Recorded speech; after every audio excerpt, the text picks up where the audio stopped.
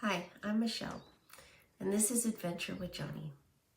Several years ago, my son Jonny sustained a severe traumatic brain injury. Like many families, we suddenly found ourselves navigating hospitals, therapies, caregiving, and a life that looked very different than the one we had planned.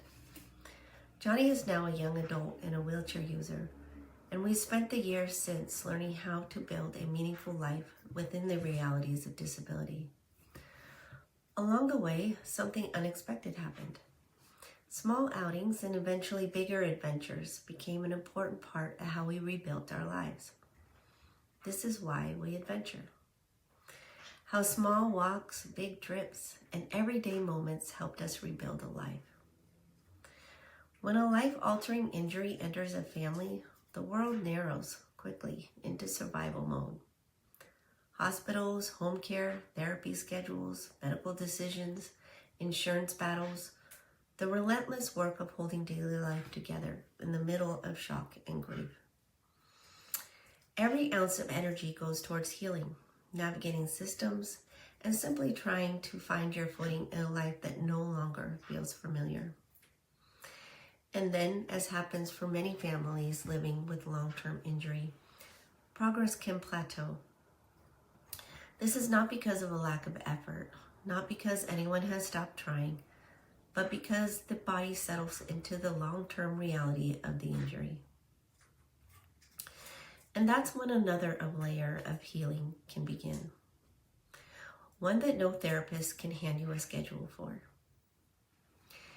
It often includes grieving the life you expected while slowly getting to know the life that is emerging in its place. Letting go of old dreams, old rhythms, old assumptions about what adulthood might look like. Social rhythms change, educational paths shifts, independence and connection become more complicated than people expected. Life has to be relearned, piece by piece, and still life continues.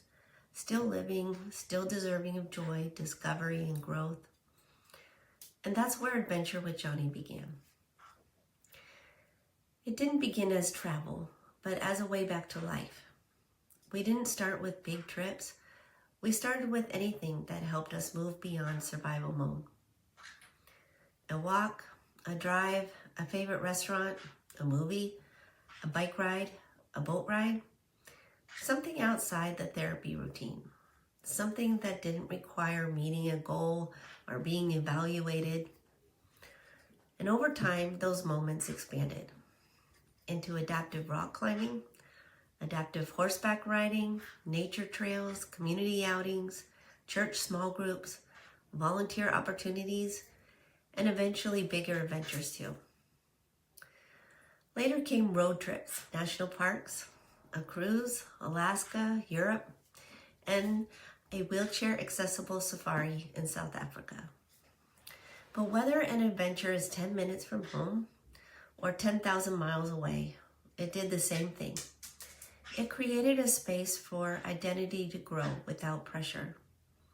No tests, no goals, no performance, just experience and exploration, and room to grow into a changed life. It gave both of us space to breathe, to feel, to rebuild. In an unexpected way, adventure became a bridge between grief and possibility, between who Jonny once was and who he is now, between what we lost and what we have found now.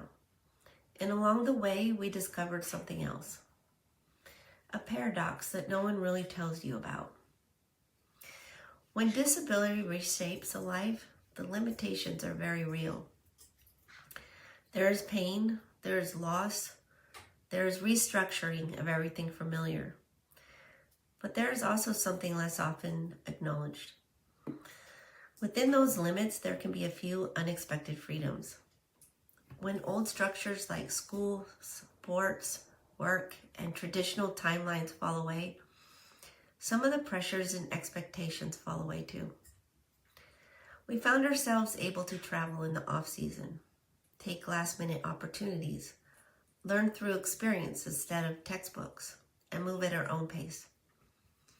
Not everyone sees this part, but many families in the disability community have discovered this truth.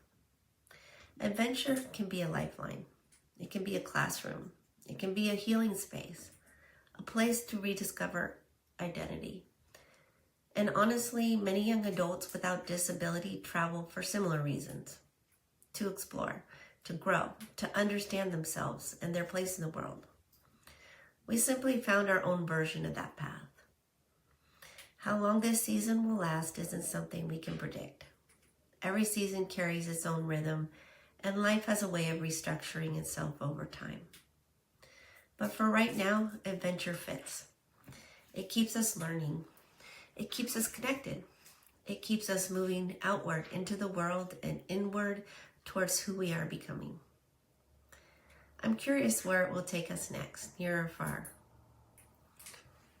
And if you are walking through change, uncertainty, or the work of rebuilding after loss, maybe this is for you too. You don't have to know the whole future. Sometimes you only need to have one small adventure, one step towards it. If you're navigating disability, caregiving, grief, or simply a season of rebuilding, I hope something in our story encouraged you. I'd love to hear what adventure looks like in your life. Maybe it's a trip across the world. Maybe it's a walk around the block. Either way, I'd love to hear about it in the comments. And if you'd like to follow along as our journey continues, I'd be honored if you subscribed. Thanks for spending this time with us. See you on the next adventure.